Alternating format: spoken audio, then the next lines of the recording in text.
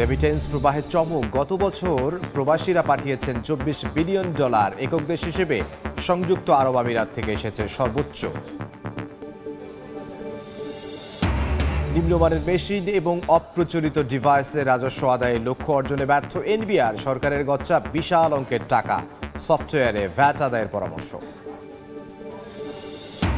বেসরকারি উদ্যোগে চালুর পরও বাজার ধরে রাখতে পারেনি ঠাকুরগাঁওয়ের রেশম কারখানা। ফের বন্ধ উৎপাদন, বেকার শ্রমিক কর্মকর্তারা। এবং হাড়ি ভাঙা আমে জমজমাট রংপুরের হাট। বিরূপ আবহাওয়ার দোহাই দিয়ে বাড়তি দাম নেয়ার অভিযোগ ক্রেতার। বাগান মালিকদের প্রণোদনা দেওয়ার আশ্বাস কৃষিমন্ত্রীর।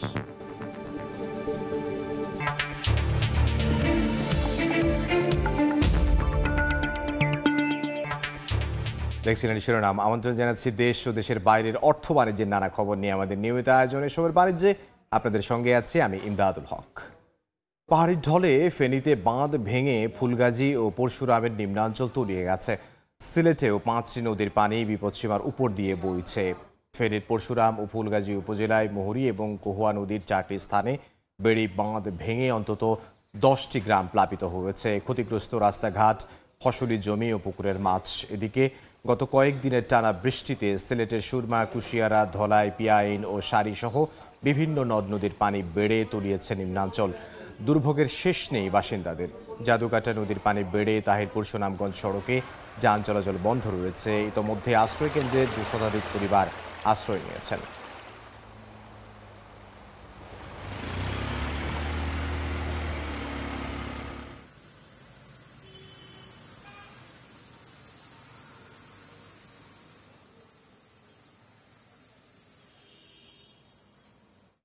এই মুহূর্তে ফেনীর ফুলগাজীতে আছেন আতিয়া সজল এবং সুনামগঞ্জের সুলতানপুরে আছেন হিমাদ্রি শেখর ভদ্র। সরাসরি তাদের কাছে যাব। প্রথমে যাচ্ছি সজলের কাছে। হয়ে গিয়েছে মুহুরী নদী। সেই মুহুরী নদীতে কিন্তু গতকাল বিপদসীমার 145 সেন্টিমিটার উপর দিয়ে পানি প্রবাহিত হয়েছে এবং 4টি জায়গায় যে বন্যা নিয়ন্ত্রণ বাঁধ, সে 4টি জায়গায় ভেঙেছে এবং 4টি জায়গায় ভাঙার কারণে কিন্তু প্রায় 10টি গ্রাম প্লাবিত হয়েছে এবং এভাবেই কিন্তু পানি প্লাবিত হয়ে লোকালয়ে হু হু করে ঢুকছে। এবং সেই সাথে কিন্তু আপনাকে যদি বলি, এখন যে আমন ফসল রয়েছে, যে এখন বীজ বোনা হয়েছে, সেই বীজ কিন্তু এখন তলিয়ে রয়েছে পানির নিচে। এবং এখন যে মৌসুমি যে বিভিন্ন সবজি রয়েছে সেগুলো কিন্তু দেখছেন যে তলিয়ে গেছে এবং মাছের ঘের এবং মাছের পুকুর তলিয়ে গিয়ে ভেসে গিয়েছে। আমরা গতকাল কিন্তু এই পানি বৃদ্ধির কারণে একজন যুবক এবং শিশু পানিতে ডুবে তাদের করুণ মৃত্যু হয়েছে। এবং ফুলগাজী পরশুরাম উপজেলার যে 2টি উপজেলা রয়েছে, 2টি উপজেলার আজকের যে এইচএসসি এবং সমমানী যে পরীক্ষাগুলো রয়েছে সেগুলো কিন্তু স্থগিত করা হয়েছে বলে ফেনীর জেলা প্রশাসক মোসাম্মদ শাহিন আক্তার আমাদেরকে নিশ্চিত করেছেন। এবং আপনারা দেখতে পাচ্ছেন যে লোকালয়ে কিন্তু এখনও হু করে পানি ঢুকছে এবং শুধু এই বছরই নয়, গত প্রায় এই বন্যা নিয়ন্ত্রণ বাঁধ রয়েছে 122 কিলোমিটার বন্যা নিয়ন্ত্রণ বাঁধ এই নদীর। এই বাঁধের কিন্তু যে সুফল এলাকাবাসী বা স্থানীয়রা পাওয়ার কথা সেটি কিন্তু তারা পাচ্ছেন না। কারণ হচ্ছে এই বাঁধ যে নির্মাণ করার শুরু থেকে কিন্তু ত্রুটিপূর্ণভাবে নির্মিত হয়েছে। স্থানীয়রা যেটা বলছেন যে এই নদী থেকে কমসে কম 100 মিটার দূরত্বে এই বন্যা নিয়ন্ত্রণ বাঁধ তারা দেওয়ার কথা থাকলেও কিন্তু এই বাঁধটি দেওয়া হয়েছে নদীর পার ঘিসে, তীর ঘিসে, যার কারণে স্থানীয় বৃষ্টিতে কোনো সমস্যা না হলেও যখন ভারতের উজান থেকে বছরের একাধিকবার পানি বৃদ্ধি পায় বা পানি ছেড়ে দেয়, তখন কিন্তু পানি ধারণ ক্ষমতার বাইরে চলে গিয়ে বাঁধের উপর দিয়ে প্রবাহিত হয়। অনেক সময় বাঁধ ভেঙেই কিন্তু বেশিরভাগ সময় এভাবে লোকালয়ে পানি ঢুকে এই 2 উপজেলা সহ ফেনীর বিস্তীর্ণ এলাকা প্লাবিত হয় এবং স্থানীয় মানুষজন কিন্তু ক্ষতিগ্রস্ত হয়। এবং বারবার এমন ঘটনা ঘটলো এই ফুলগাজী বাজারেও আমরা দেখেছি যে বাজারেরা শত শত দোকানদার ক্ষতিগ্রস্ত হয়েছে। তাদের দোকানে বুক সমান পানি উঠে তাদের দোকানের আসবাবপত্র, বিভিন্ন দামি মালামাল কিন্তু নষ্ট হয়ে গিয়েছে। এবং পরশুরাম এবং ফুলগাজীর যে আঞ্চলিক সড়কটি রয়েছে সেটি কিন্তু বিচ্ছিন্ন হয়ে রয়েছে, এখনও সড়ক যোগাযোগের অনুপযোগী। এবং আমরা যতদূর জানতে পেরেছি যে পানি সম্পদ মন্ত্রী হয়তো এই এলাকা পরিদর্শনে কিছুক্ষণের মধ্যে আসতে পারে এবং স্থানীয় সংসদ সদস্য আলাউদ্দিন চৌধুরী নাসিম আমাদেরকে এমনটি জানিয়েছেন। সব মিলে কিন্তু আমরা দেখতে পাচ্ছি যে এই যে পানির যে প্রবাহ হচ্ছে সেই ক্ষেত্রে কিন্তু আমরা দেখতে পাচ্ছেন এমন দুর্ভোগ কিন্তু থামছেই না। ফুলগাজী, পরশুরাম এবং এই অঞ্চলের মানুষের একটাই দাবি, এই যে এই যে বাঁধ ভাঙার যে দুর্ভোগ সেটি স্থায়ীভাবে সমাধান করা হোক, এবং এই সমাধান না হলে এই অঞ্চলের মানুষের ভোগান্তি কিন্তু স্থায়ীভাবে রূপ নেবে। এই ছিল আমার কাছে এখানকার বাঁধ ভাঙার সবশেষ। আমরা চলে যাব সুনামগঞ্জে, সেখানে রয়েছেন আমাদের সহকর্মী হিমাদ্রি ভাই। সুনামগঞ্জের সুলতানপুর এলাকা, এই এলাকাটিতেই প্রায় 50টির মতো বসত ঘর পানিতে নিমজ্জিত ছিল। এখন 15টির মতো ঘর ভেসে উঠেছে। আমরা যদি ক্ষয়ক্ষতির কথা দিক চিন্তা করি তাহলে সুনামগঞ্জে প্রায় 3,500-এর মতো কাঁচা বসত ঘর বিধ্বস্ত হয়েছে গেল বন্যায়, এবং 8,000 পুকুরের মাছ ভেসে গেছে। পাশাপাশি 160 কিলোমিটার গ্রামীণ সড়ক ক্ষতিগ্রস্ত হয়েছে। সড়ক ও জনপথের প্রায় 10 কিলোমিটার সড়ক ক্ষতিগ্রস্ত হয়েছে, এবং প্রতিটি ক্ষেত্রেই অর্থাৎ আউশ 1760 হেক্টর জমির আউশ ধান তলিয়ে গেছে। এবং এখন যে অবস্থা তৈরি হয়েছে সেটা আমনের বীজতলা এই নিয়ে তৃতীয়বারের মতো পানিতে তলিয়ে যাওয়ার ফলে কৃষকরা আবারও ক্ষতির মুখে পড়ছেন। এবং তারা জানিয়েছেন যে এই যে সুনামগঞ্জের উপর্যুপরি বন্যা এবং প্রাকৃতিক দুর্যোগের কারণে কৃষকদের, মৎস্য চাষিদের এবং অন্যান্য নিম্ন আয়ের মানুষ যারা আছে তাদের অর্থনৈতিক সক্ষমতা অনেকটা নষ্ট হয়ে গেছে। এখন তাদের কোনোভাবে ঘুরে দাঁড়াতে পারছেন না। যদি আমরা ক্ষয়ক্ষতির টাকার অঙ্কে হিসাব করি সেটা 2 থেকে 2,500 কোটি টাকার উপরে এই 3 দফা বন্যায় ক্ষতিগ্রস্ত হয়েছে। এবং এখনও সুনামগঞ্জে পাহাড়ি ঢল নামছে। ঢল নামার ফলে আবারও নতুন করে এই ক্ষয়ক্ষতির সাথে অনেক টাকার অঙ্ক অনেক যোগ হবে। এবং আমরা কথা বলেছিলাম এখানকার মৎস্য চাষিদের সাথে, তারা জানিয়েছে যে তাদের 8,000 পুকুর, মাছের পুকুর এবং ক্ষতিগ্রস্ত হয়েছে, এবং মাছ ভেসে গেছে, পোনা ভেসে গেছে, রেণু পোনা ভেসে গেছে, এবং অসংখ্য কৃষকের গুলার ধান পানিতে ভিজে গেছে, এবং প্রত্যেকটা ক্ষেত্রেই ক্ষতিগ্রস্ত হয়েছে। এবং সেই ক্ষতিগ্রস্তের মাত্রা দিন দিন তীব্র হচ্ছে, কারণ এই 15 দিনের মধ্যে আবারও দ্বিতীয় দফা বন্যায় আক্রান্ত হওয়ার ফলে মানুষের যে অর্থনৈতিক সক্ষমতা সেটা অনেকটাই কমে গেছে। এবং মানুষ যেটা জানাচ্ছে যে তাদের যে একের পর এক বন্যা এবং প্রাকৃতিক দুর্যোগের কারণে তাদের ঘুরে দাঁড়ানোর যে সক্ষমতা, অর্থনৈতিক মেরুদণ্ড সেটা ভেঙে গেছে। তো এই ছিল সুনামগঞ্জের সুলতানপুর থেকে বন্যা পরিস্থিতির সবশেষ। সুনামগঞ্জ থেকে হিমাদ্রি শেখর ভদ্র এবং এর আগে ফেনী থেকে যোগ দিয়েছিলেন সহকর্মী আতিয়া সজল। এবার অন্যান্য প্রসঙ্গ। বৈশ্বিক সংকটেও চমক দেখালো প্রবাসী আয়। বিদায়ী বছরে প্রায় 2400 কোটি ডলার দেশে পাঠিয়েছেন প্রবাসীরা, যা আগের বছরের চেয়ে 230 কোটি ডলার বেশি। আয়ের সঙ্গে চমক আছে উৎস নিয়েও। সৌদি আরব নয়, শীর্ষ রেমিটেন্স প্রেরণকারী দেশ এখন সংযুক্ত আরব আমিরাত। আর এতেই দুয়ে দুয়ে 4 মেলাচ্ছেন অর্থনীতিবিদরা। প্রবাসী আয়ের আড়ালে প্রণোদনা সুবিধায় পাচার হওয়া অর্থ দেশে আসছে কিনা তা খতিয়ে দেখতে বলছেন তারা। আলতাফ হোসাইন জানাচ্ছেন বিস্তারিত। রিজার্ভ বাড়াতে সরকারের নানা উদ্যোগের পর রেমিটেন্সের পালে হাওয়া লাগে গেল মে মাস থেকেই। বাংলাদেশ ব্যাংকের তথ্য বলছে, সদ্য সমাপ্ত জুন মাসে দেশে প্রবাসী আয় এসেছে 254 কোটি মার্কিন ডলার, যা মে মাসের তুলনায় 29 কোটি ডলার বেশি, গত 3 বছরের মধ্যে সর্বোচ্চ। সব মিলিয়ে বিদায়ী বছরে প্রবাসী আয় এসেছে 2391 কোটি ডলার। প্রবাসী আয় বৃদ্ধি অর্থনীতির জন্য সুখবর হলেও প্রশ্ন উঠেছে উৎস নিয়ে। বিএমইটির তথ্য বলছে, বর্তমানে সৌদি আরবে থাকা প্রায় 39 লাখ কর্মী 2023-24 অর্থ বছরের জুলাই থেকে মে পর্যন্ত দেশে রেমিটেন্স পাঠিয়েছেন 24 কোটি 21 লাখ ডলার। অথচ 21.5 লাখ কর্মীর সংযুক্ত আরব আমিরাত থেকে এসেছে 40 কোটি 67 লাখ ডলার। রেমিটেন্স বেশি আসুক আমরা চাই, কিন্তু আমরা এটাও আমাদের জানা দরকার যে এই বড় ধরনের পার্থক্য কি হচ্ছে। এটা কি কোনো টাকা লন্ডারিং হচ্ছে কিনা, টাকা পাচার হয়ে সেই টাকা আবার সাদা হওয়ার জন্য আসছে কিনা, এইসব বিষয়গুলো কিন্তু আমাদের দেখা দরকার। তবে সব প্রশ্নের ঊর্ধ্বে অর্থনৈতিক নানা সংকটের মধ্যে ব্যাংকিং চ্যানেলে রেমিটেন্স বৃদ্ধিকেই গুরুত্ব দিচ্ছেন বিশ্লেষকরা।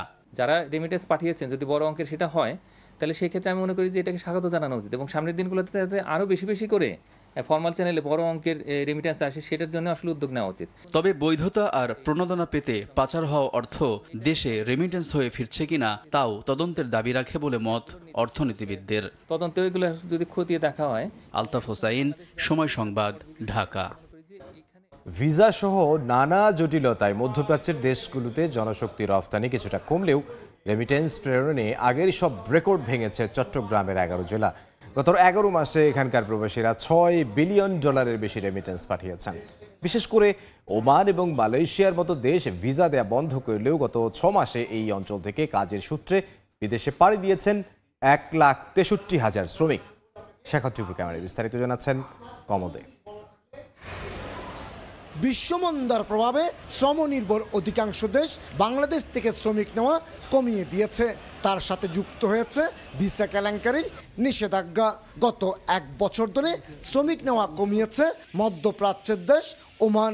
শ্রমিক নেওয়ার ক্ষেত্রে কড়াকড়ি আরোপ করেছে সৌদি আরব, আরব আমিরাত এবং কাতার। একইভাবে শ্রমিক নেওয়া বন্ধ করে দিয়েছে মালয়েশিয়া। তবে এসব দেশে বৃহত্তর চট্টগ্রামের প্রবাসীর সংখ্যা তুলনামূলক বেশি। অন্যান্য দেশের তুলনায় বাংলাদেশে ভিসা আসার পরও আমরা কিছু প্রতিবন্ধকতার মধ্যে আছি। যেমন প্রত্যেকটা ভিসা অ্যাটেস্টেড, এটা অনেকটা সহায়ক না। আমি সরকারকে অনুরোধ করব অন্তত 1টা 2টা 5টা 10টা 20টা পর্যন্ত ভিসার যদি অ্যাটেস্টেড তুলে দেয়, এটার প্রবাহ আরও বেড়ে যাবে এবং রিমিটেন্স আরও বেশি আসবে। মধ্যপ্রাচ্যের দেশগুলোতে নানা সংকট সত্ত্বেও গত 6 মাসে বৃহত্তর চট্টগ্রামের 11 জেলা থেকে 1,62,905 জন শ্রমিক বিদেশ গেছেন। সবচেয়ে বেশি কুমিল্লা থেকে, আর 3 পার্বত্য জেলা থেকে সবচেয়ে কম গেছেন। নির্দিষ্ট কান্ট্রিতে কর্মী যাওয়ার সংখ্যাটার পরিমাণটা একটু বেশি থাকে, সেক্ষেত্রে ওই ডিস্ট্রিক্টে একটু কমে গেলেও ওভারঅল সব জায়গায় কমে যায় এবং আবার যখন উন্মুক্ত হয় তখন সমস্ত সমগ্র বাংলাদেশে সেটা ওভারঅল বেড়ে যায়। জনশক্তি রপ্তানি কমলো, গতি বেড়েছে রেমিটেন্স প্রবাহে। চলতি অর্থ বছরের 11 মাসে 11 জেলার প্রবাসীরা রেমিটেন্স পাঠিয়েছেন 6.36 বিলিয়ন মার্কিন ডলার। তবে জনশক্তি রপ্তানি আগের পর্যায়ে ফিরিয়ে আনতে সরকার কাজ করছে বলে জানান চট্টগ্রাম জেলা প্রশাসক। চট্টগ্রামের যারা প্রবাসী বেশিরভাগ কিন্তু আমাদের মধ্যপ্রাচ্য কেন্দ্রিক এবং ওমানে একটি বড় বাজার। ওমানে টেম্পোরারিলি আপাতত বন্ধ রয়েছে, বাট এটি আমরা যতটুকু জানি কূটনৈতিক চ্যানেলে, বিশেষ করে আমাদের পররাষ্ট্র মন্ত্রণালয় এই বিষয়ে কাজ করছে। আমরা আশা করছি কিছুদিনের মধ্যেই ওমানের শ্রম বাজারটি উন্মুক্ত হয়ে যাবে। চলতি অর্থ বছরে এখন পর্যন্ত বাংলাদেশে প্রবাসীদের রেমিটেন্স এসেছে 23 বিলিয়ন মার্কিন ডলারের বেশি, আর বিদেশ গেছে অন্তত 7 লাখ শ্রমিক। গার্মেন্টস শিল্পের পর রিজার্ভ বাড়াতে সবচেয়ে গুরুত্বপূর্ণ ভূমিকা রাখছে প্রবাসীদের পাঠানো রেমিটেন্স।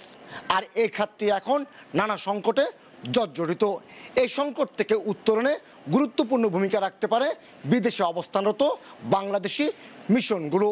কিন্তু এই মিশন তেমন কোনো ভূমিকা রাখছে না, এমনকি অনেকটা নীরব থাকছেন, এমনটি অভিযোগ প্রবাসীদের। কমল দে, সময় সংবাদ, চট্টগ্রাম। ভ্যাট আদায়ে গতিশীলতা আনতে বিভিন্ন সময় নানা পন্থা গ্রহণ করেছে জাতীয় রাজস্ব board NBR. Electronic fiscal device EFT মেশিনের পাইলট প্রকল্পের নামে গচ্চা দিয়েছে সরকারের বড় অঙ্কের টাকা, অথচ কাঙ্ক্ষিত লক্ষ্যমাত্রা পূরণ করতে না পারা, নিম্নমানের ডিভাইস সরবরাহ করা সহ নানা অভিযোগ রয়েছে এনবিআর এর সংশ্লিষ্ট ভেন্ডরের উপর। এনবিআর এর সাবেক কর্মকর্তা বলছেন, ডিভাইস নির্ভর না হয়ে সফটওয়্যারের প্রচলন ও সমন্বিত ব্যবস্থার মাধ্যমে সম্ভব ভ্যাট আদায়ের গতিশীলতা আনা। রাজধানীর মিরপুর 6 নম্বরে অবস্থিত দস্তরখানা রেস্টুরেন্ট। সরেজমিনে গিয়ে দেখা যায় ভ্যাট আদায় সহজ করতে এনবিআর কর্তৃক দেয়া electronic fiscal device EFD machine পড়ে আছে অবহেলায়, জমেছে ধুলো। ম্যানেজার জানালেন নিয়মিত ব্যবহার করেন তারা, কিন্তু দেখা যায় ব্যবহার উপযোগী নেই প্রায় 22,000 টাকা দামের মেশিনটি। মেশিন পেয়েছেন ঠিকই, কিন্তু ব্যবহার বিধি জানেন না। এই নিম্নমানের মেশিন এবং জোর করে চাপিয়ে দেয়া অপ্রচলিত সিস্টেমের বিষয়ে অভিযোগ রয়েছে প্রচুর। আমাদের পেরেশানি বেড়ে গেছে মেশিনটা দেওয়ার পরে, কারণ এটা মেশিনটা মেনটেন্স করতে আপনার এটার পিছনে 2 জন লোক নিয়োগ করতে হয়, তাদের খাবার আছে, বেতন আছে, তাদের পিছনে পরে আমার 50,000 টাকা ব্যয় হয় মাসে। এরপরে আপনার নানান ধরনের হয়রানি, একটা বিল কাটতে 5 মিনিট 3 মিনিট 2 মিনিট সময় লেগে যায়, তো এতে করে আমাদের প্রবলেম হয়। আর হচ্ছে একটা জিনিস, কদিন পর ব্যাটারি নষ্ট, চার্জার নষ্ট, এই সেই করে এইগুলো আমাদের ব্যস্ততা বাড়াই দিছে, কিন্তু আমাদের কোনো বেনিফিট নাই, আর সরকারের কোনো বেনিফিট আছে বলে আমি মনে করি না। এটা তো সম্পূর্ণভাবে জেনেক্স বলতে পারবে যে কিভাবে কি সবাইকে দিচ্ছে কিনা। মেশিন হতে একটু সমস্যাটা হয়, চার্জে দিয়ে বিলগুলো কাটার লাগে। ইন্টারনেটে সফটওয়্যার ওরকম যদি সিস্টেমটা হতো তাহলে আমাদের অনেকটা বেটার হতো। মেশিনটা আমাদের দেওয়া হয়েছে, কিন্তু ওটা এখন আমাদের শেখানো হয় না যে কিভাবে সিস্টেম কি করব, তাই ওটা এখনো চালু করতে পারিনি। আর এই অপ্রচলিত ডিভাইসগুলো চাপিয়ে দিতে অন্য সকল উদ্ভাবনকে বারবারই ছুঁড়ে ফেলে দিয়েছে এনবিআর এর একটি প্রভাবশালী গ্রুপ। অভিযোগ আছে 2018 সালে সেরা অ্যাপ হিসেবে জাতীয় মোবাইল অ্যাপ পুরস্কার পাওয়া ভ্যাট চেকার অ্যাপ এনবিআর এর আমলাতান্ত্রিক জটিলতায় বন্ধ হয়ে গিয়েছিল, যে অ্যাপটি 2017 সালে দক্ষিণ এশিয়ার আইটি সম্মাননা অ্যাম্বিলিয়ন্ট অ্যাওয়ার্ডও পেয়েছিল। অ্যাপটি ব্যবহারে তৎকালীন এনবিআর চেয়ারম্যান নজিবুর রহমানের শত চাওয়া সত্ত্বেও প্রভাবশালী গ্রুপের চাপে তা আর হয়ে ওঠেনি, যারা এখনো সক্রিয়ভাবেই একটি ভেন্ডরদেরই নানা ডিভাইস ব্যবহার করছে বারবার। এনবিআর যদি একটা সেন্ট্রাল সিস্টেম থাকতো, সেই সেন্ট্রাল সিস্টেমের আন্ডারে ছোট ছোট যত ধরনের কম্পোনেন্টই হোক, আমি ইএফডিএমএস করলাম কোনো ক্ষেত্রে, যে একটা ইন্ডিপেন্ডেন্ট সফটওয়্যার যে চালাতে পারবে না সে যেন ইএফডি বা মেশিন ব্যবহার করতে পারে, কিন্তু যার সফটওয়্যার আছে সে যেন সফটওয়্যারটাকে আমার এখানে ইন্টিগ্রেট করতে পারে। যেমন হোটেল বা রেস্টুরেন্ট অথবা আপনার বিনোদন কেন্দ্র, সেগুলোর ক্ষেত্রে যে সেবাগুলো হয় তারা যদি একই ধরনের সফটওয়্যার ইউজ করতে পারে, অবশ্যই কাস্টমাইজ করে নেবে তাদের মতো করে, সেক্ষেত্রে যদি ইন্টিগ্রেট করা যায় তাহলে আমাদের এই যে ইএফডিএমএসের ইএফটির পিছনে এখনও যে পরিমাণ খরচ হচ্ছে সেটা কমে আসবে। বলেন ইএফডি এসডিসি যথার্থ সমাধান নয়, সফটওয়্যারের মাধ্যমে ভ্যাট আদায় সহজ হলে সেটি করা উচিত। সফটওয়্যারের জন্য পে করতে হচ্ছে না আমাকে, মেশিনের জন্য আমাকে পে করতে হচ্ছে। মেশিনের মেনটেন্যান্সের ব্যাপার আছে, মেশিন নষ্ট হওয়ার ইস্যুগুলো আছে, মেশিন ব্যবহার করবে কি করবে না তার ইস্যুগুলো আছে। সফটওয়্যার যাদের আছে সেইগুলোকে এনকারেজ করা উচিত এবং সেক্ষেত্রে বেশি পরিমাণে আমাদের যে সেন্ট্রাল সিস্টেম সেই সেন্ট্রাল সিস্টেমের সাথে ইন্টিগ্রেট করা উচিত। অথচ এনবিআর এর বিরুদ্ধে দীর্ঘদিনের অভিযোগ রয়েছে, তারা অজ্ঞাত কারণে বিনামূল্যে পাওয়া যাবে এমন সফটওয়্যার অ্যাপস কোনোটি গ্রহণ করেনি। এ বিষয়ে জানতে অসংখ্যবার যোগাযোগের চেষ্টা করা হলেও এনবিআর কর্তৃপক্ষ কোনো রকম বক্তব্যই দেননি। ভ্যাট আদায়ে ডিভাইস নির্ভরতা বাদ দিয়ে সহজ পন্থা খুঁজে ব্যবসায়ীদের স্বস্তি দিতে এনবিআর এর প্রতি আহ্বান জানিয়েছেন ব্যবসায়ীরা। আতাউর কাউসার, সময় সংবাদ, ঢাকা। দীর্ঘ 12 বছর পর রাজস্ব আয়ের লক্ষ্যমাত্রা অর্জন করেছে বেনাপোল কাস্টমস হাউস। 2023-24 অর্থ বছরে আমদানি পণ্য থেকে আদায় হয় 6,165 কোটি টাকা, যা লক্ষ্যমাত্রার চেয়ে 217 কোটি টাকা বেশি। বিস্তারিত জানবো, বেনাপোল বন্দরে আছেন সহকর্মী আজিজুল হক, সরাসরি যাচ্ছি তার কাছে। আজিজ, রাজস্ব আয়ের দিক থেকে চট্টগ্রাম সমুদ্রের বন্দরের পরে কিন্তু এই বেনাপোল বন্দরের অবস্থান। প্রতি অর্থ বছর জাতীয় রাজস্ব বোর্ড এনবিআর বেনাপোল বন্দর সহ দেশের যে বিভিন্ন বন্দরের যে রাজস্ব আয়ের লক্ষ্যমাত্রা সেটি নির্ধারণ করে থাকেন। গেল 2023-24 অর্থ বছরে জাতীয় রাজস্ব বোর্ড এনবিআর বেনাপোল স্থলবন্দর থেকে রাজস্ব আয়ের লক্ষ্যমাত্রা নির্ধারণ করেছিল 5,948 কোটি টাকা। বছর শেষে রাজস্ব আয়ের লক্ষ্যমাত্রা আদায় হয়েছে 6,164 কোটি 59 লাখ টাকা, অর্থাৎ লক্ষ্যমাত্রার চেয়ে কিন্তু এখানে দেখা গেছে রাজস্ব আয় বেড়েছে 161 কোটি 59 লাখ টাকা, যা রাজস্ব আয়ের যে প্রবৃদ্ধি সেটি কিন্তু 9.73%।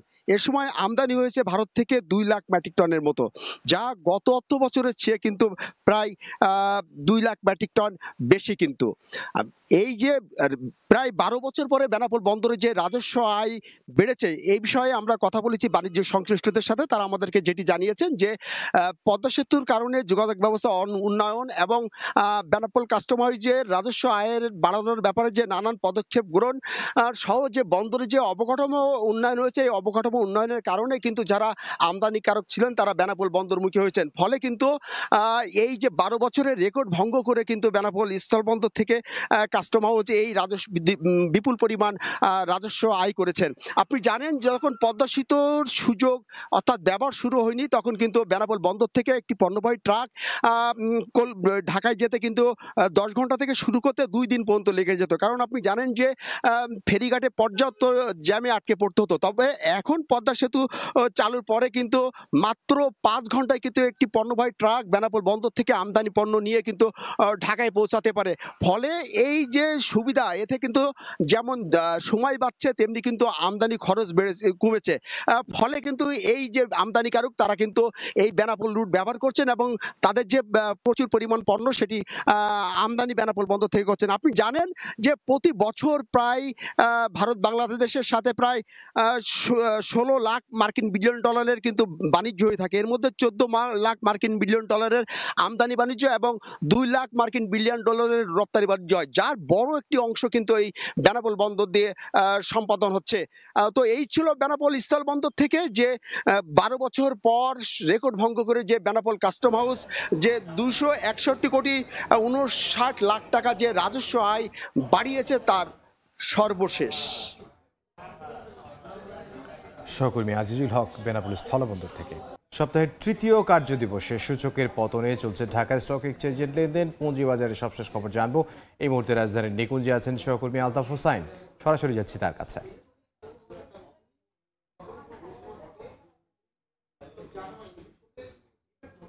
বিদায়ী 2023-24 অর্থ বছর শেষ হয়েছে এবং নতুন আরেকটি অর্থ বছর শুরু হয়েছে এবং সেই শুরুটা আমরা আসলে শেয়ার বাজারের জন্য দেখছি খুব ইতিবাচক নয়।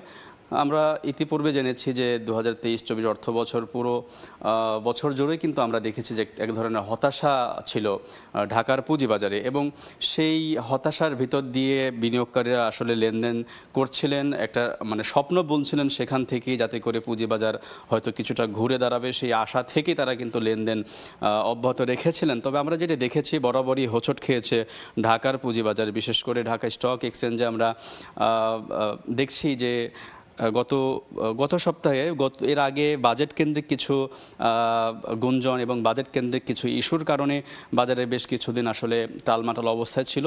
এরপরে বাজেট পরবর্তী সপ্তাহে গত সপ্তাহে আমরা দেখেছি কিছুটা ইতিবাচক ধারায় লেনদেন হয় ঢাকার পুঁজিবাজারে এবং আমরা এরপরে এই চলতি সপ্তাহে গত রোববার প্রথম দিনে কিন্তু হোঁচট খায় ডিএসই এবং আমরা দেখেছি সেখানে গত রোববার 27 পয়েন্ট প্রধান সূচক কমে যায়, একই সঙ্গে অন্য সূচকগুলো কিন্তু কমে গিয়েছিল। সেই ধারাবাহিকতায় সোমবার বাজার বন্ধ থাকলেও মঙ্গলবার আজকে তৃতীয় কার্যদিবসের মতো সপ্তাহের তৃতীয় কার্যদিবস এর মতো বাজারে লেনদেন চলছে এবং সেখানে দেখছি আমরা আজকে প্রথম আধা ঘন্টায় কিন্তু আজকে লেনদেন শুরু হয়েছিল মূলত পতনের মধ্য দিয়ে এবং প্রথম আধা ঘন্টায় আমরা দেখেছি সেখানে 27 পয়েন্টের মতো প্রধান সূচক কমে যায়। তো এই মুহূর্তে আমরা দেখছি যে ঢাকা স্টক এক্সচেঞ্জের প্রধান সূচকটি একদমই পুরোপুরি মাইনাসে না গেলেও মোটামুটি পজিটিভ ধারায় একটি সম্ভাবনা দেখছি, কিন্তু বাজারের এই অবস্থায় আসলে পুরোপুরি যে মানে পুঁজিবাজার আসলে ভালো অবস্থা নেই সেটি কিন্তু ভালো অবস্থা যে চলছে সেটি কিন্তু বলা যায় না। অর্থাৎ এক ধরনের হতাশার মধ্য দিয়েই ঢাকার পুঁজিবাজারের লেনদেন চলছে এবং আমরা যদি বলি যে বিগত অর্থ বছর পুরোটা জুড়েই কিন্তু ডিএসইর লেনদেন কিন্তু অর্থাৎ দেশের পুঁজিবাজারের লেনদেন কিন্তু ভালো যায়নি এবং সেইখান থেকে বিনিয়োগকারীরা বরাবরই সিকিউরিটিজ অ্যান্ড এক্সচেঞ্জ কমিশনের বিভিন্ন সিদ্ধান্তকে কিন্তু তারা দায়ী করেছিলেন। এই ছিল ঢাকা স্টক এক্সচেঞ্জ থেকে আমার কাছে থাকা শেয়ার বাজারের সর্বশেষ খবর। পুঁজিবাজারের খবর জানাচ্ছিলেন সহকর্মী আলতাফ হোসাইন। 1.5 যুগের বেশি সময় ধরে ঠাকুরগাঁওয়ের রেশম কারখানাটি বন্ধ থাকার পর বেসরকারি উদ্যোগে চালু হলেও বাজার ধরে রাখতে পারেনি, এতে আবারও উৎপাদন বন্ধ হয়ে গেছে। বেকার হয়ে পড়েছেন শ্রমিকরা। ফের চালুর বিষয়ে সরকারের সহযোগিতা চান শ্রমিক ও কর্মকর্তারা। সুমন হোসেনের ছবিতে বিস্তারিত জিয়াউর রহমান বকুলের রিপোর্টে। তালাবদ্ধ কারখানা, ভেতরে অলস পড়ে আছে যন্ত্রপাতি, শ্রমিকদেরও তাই বেকার অবস্থা। চুক্তিবদ্ধ বেসরকারি উদ্যোক্তা বাজার ধরতে না পারার অজুহাত দেখিয়ে উদ্বোধনের 6 মাসের ব্যবধানে 2024 সালের জানুয়ারির শেষের দিকে বন্ধ হয়ে যায় ঠাকুরগাঁয়ের রেশম কারখানা। এতে লাখ লাখ টাকার মেশিন ও বিভিন্ন যন্ত্রাংশে ধুলার স্তর জমে মরিচা পড়তে শুরু করেছে। অথচ ঢাকঢোল পিটিয়ে দীর্ঘ 21 বছর পর চুক্তিভিত্তিক লিজ নিয়ে 2023 সালের 3 আগস্ট বেসরকারি উদ্যোগে চালু করা হয় রেশম কারখানাটি। তবে নাম পরিবর্তন করে সুপ্রিয় রেশম কারখানা নামে প্রায় অর্ধশত শ্রমিক নিয়োজিত করে শাড়ি, পাঞ্জাবি, পদ্মা সহ 15 ধরনের কাপড় ভালোভাবেই উৎপাদন করা হচ্ছিল। গড়ে প্রতিদিন 1000 মিটার কাপড় উৎপাদনও হতো। 1975-76 অর্থ বছরে শহরের গোবিন্দনগর এলাকায় প্রায় 3.5 একর জমির উপর প্রতিষ্ঠিত হয় এই রেশম কারখানা। বন্ধ হওয়ার কারণে যারা এখানে কাজ করতে যে শ্রমিকগুলো তারা কিন্তু আবার মানে একটা অন্ধকারের মধ্যে পড়ে গেল। আমাদের যে এখানে ব্যবসায় যে একটা ট্রানজাকশন হতো সেই ট্রানজাকশনটা তো অনেকটা ব্যাহত করছে। আমরা চাচ্ছি যে কারখানাটি সরকারিভাবে আবার পুনরায় চালু করা হোক। যদি এই ধরনের কোনো নিয়ম থাকে বা এই ধরনের পন্থা থাকে, পথ থাকে যে এটা গভর্নমেন্টভাবে নেওয়ার কোনো সহযোগিতা, যে আমি সহযোগিতা পাই সেটা আমি সহযোগিতা চাচ্ছি। তবে কারখানার দায়িত্বে থাকা ম্যানেজার জানালেন ফের চালুর উদ্যোগ নেওয়া হবে।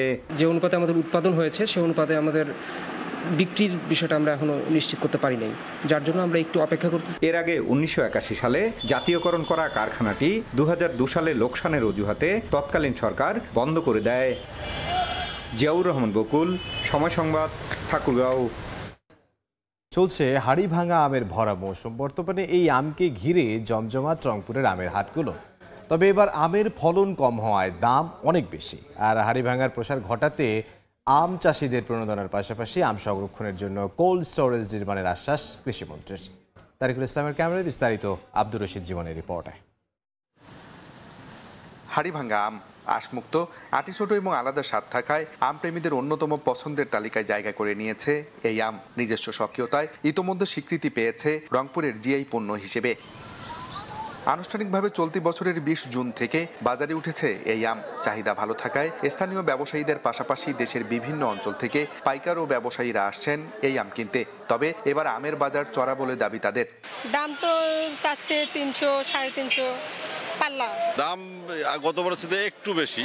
গত বছরের তুলনায় আমের দামটা একটু বেশি, যার কারণে আমরা একটু সমস্যার সম্মুখীন হচ্ছি। এবছর বিরূপ আবহাওয়ার কারণে আমের ফলন কিছুটা কম হয়েছে। তবে গত বছরের তুলনায় দাম কিছুটা বেশি পাওয়ায় খুশি বাগান মালিকরা। গতবার আমরা 2200 বিক্রি করছিলাম, এবারে যে এই আমটা 3200 পর্যন্ত আমরা বিক্রি করতেছি। তাহলে আমাদের উপকার না? আশা করা যাচ্ছে যে যেটা ঝড়ে ক্ষতিগ্রস্ত হয়েছে সেটা থেকে কিছুটা কাটিয়ে ওঠা যাবে। হাড়িভাঙ্গা আম গাছের বাগান বাড়াতে চাষিদের প্রণোদনা দেওয়া সহ আম সংরক্ষণের জন্য হিমাগার স্থাপনের আশ্বাস কৃষিমন্ত্রীর। বৈজ্ঞানিক পদ্ধতিতে আম চাষ এবং রক্ষা করার জন্য যে হিমাগার, অলরেডি একটা হিমাগারে আমরা করে ফেলতেছি। আম চাষিদেরকে প্রণোদনা দেওয়া হবে। রংপুর বিভাগে এবছর প্রায় 3300 হেক্টর জমির বাগানে উৎপাদন লক্ষ্যমাত্রা ধরা হয়েছে 48,000 মেট্রিক টন আম, যার বাজার মূল্য প্রায় 500 কোটি টাকা। বিশ্লেষকরা বলছেন টেকসই অর্থনীতির জন্য হাড়িভাঙ্গা আম সংরক্ষণ হিমাগার স্থাপন, আধুনিক আম চাষ পদ্ধতি বাস্তবায়ন সহ গবেষণা কেন্দ্র স্থাপন করা গেলেই হাড়িভাঙ্গা আমই বদলে দিতে পারে এই জনপদের আর্থসামাজিক অবস্থা। আব্দুর রশিদ জীবন, সময় সংবাদ, রংপুর। কর্মক্ষেত্রে অসামান্য অবদান রাখা ও শুদ্ধাচার চর্চার স্বীকৃতি স্বরূপ শুদ্ধাচার পুরস্কার পেলেন বিএসটিআই মহাপরিচালক এসএম ফেরদৌস আলম। সততা, নৈতিকতা, নেতৃত্বের গুণাবলী, সিদ্ধান্ত গ্রহণ, এপিএ লক্ষ্য বাস্তবায়নে বিভিন্ন সূচকে শিল্প মন্ত্রণালয়ের 12টি দফতর সংস্থার মধ্যে শুদ্ধাচারে এসএম ফেরদৌস আলম প্রথম স্থান অর্জন করেন। সোমবার শিল্প মন্ত্রণালয়ে আয়োজিত এক অনুষ্ঠানে তাকে সম্মাননা প্রদান করা হয়। বিএসটিআই মহাপরিচালকের হাতে শুদ্ধাচার পুরস্কার তুলে দেন শিল্পমন্ত্রী নুরুল মজিদ মাহমুদ হুমায়ুন। এ সময় শিল্প মন্ত্রণালয়ের সিনিয়র সচিব জাকিয়া সুলতানা সহ শিল্প মন্ত্রণালয়ের ঊর্ধ্বতন কর্মকর্তারা উপস্থিত ছিলেন। বিভিন্ন কর্মসূচির মধ্য দিয়ে উদযাপিত হল ঢাকা বিশ্ববিদ্যালয়ের মার্কেটিং বিভাগের 50তম বর্ষপূর্তি বা সুবর্ণ জয়ন্তী। সোমবার বিজনেস স্টাডিজ ফ্যাকাল্টি চত্বরে উপলক্ষে অনুষ্ঠানমালার উদ্বোধন করেন ঢাকা বিশ্ববিদ্যালয়ের উপাচার্য অধ্যাপক ডক্টর এএসএম মাকসুদ কামাল। তিনি বলেন, বিশ্বজুড়ে ব্র্যান্ডিংয়ের ক্ষেত্রে মার্কেটিং বিদ্যার প্রয়োজনীয়তা রয়েছে, তাই এক্ষেত্রে সবাইকে গুরুত্বপূর্ণ অবদান রাখার আহ্বান জানান তিনি। এর আগে কেক কাটার মাধ্যমে সুবর্ণ জয়ন্তী অনুষ্ঠানের সূচনা হয়। বিকেলে বিশ্ববিদ্যালয়ের মার্কেটিং বিভাগ প্রাঙ্গণে সুবর্ণ জয়ন্তীর অনুষ্ঠানে মার্কেটিং বিভাগের ছাত্রছাত্রীরা মানব্য সাংস্কৃতিক অনুষ্ঠানের আয়োজন করে। এখন থেকে ঘরে বসে খুব সহজেই বিকাশে দেয়া যাবে হোল্ডিং ট্যাক্স। বিকাশের মাধ্যমে ইউনিক আইডি ব্যবহার করে এই সুবিধা ভোগ করতে পারবেন ঢাকা জেলার 62টি ইউনিয়ন পরিষদের নাগরিকরা।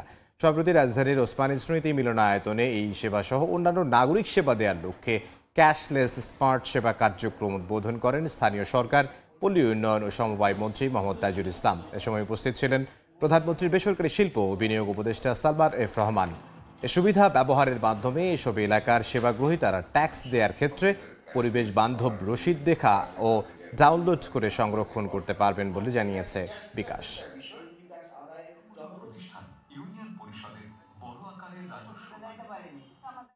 গেল 18 মাসের মধ্যে সর্বোচ্চ সৌদি আরবের বৈদেশিক মুদ্রার রিজার্ভ। সরকারি পরিসংখ্যানের বরাতে বার্তা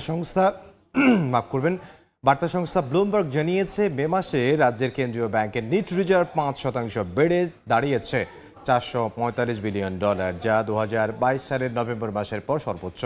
এক্ষেত্রে রাষ্ট্র নিয়ন্ত্রিত তেল উৎপাদনকারী প্রতিষ্ঠান আরামকোর লভ্যাংশ কেন্দ্রীয় ব্যাংকের রিজার্ভে সরবরাহ হওয়া বড় প্রভাব ফেলেছে। মে মাসে আরামকো সরকারকে $25 বিলিয়ন বেশি লভ্যাংশ দিয়েছে।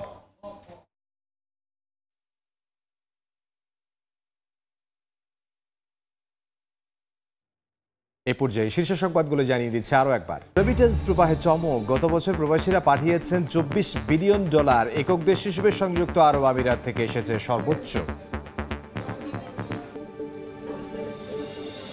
এবং নিম্নমানের মেশিন এবং অপ্রচলিত ডিভাইসে রাজস্ব আদায়ে লক্ষ্য অর্জনে ব্যর্থ এনবিআর, সরকারের গচ্চা বিশাল অঙ্কের টাকা, সফটওয়্যারে ভ্যাট আদায়ের পরামর্শ।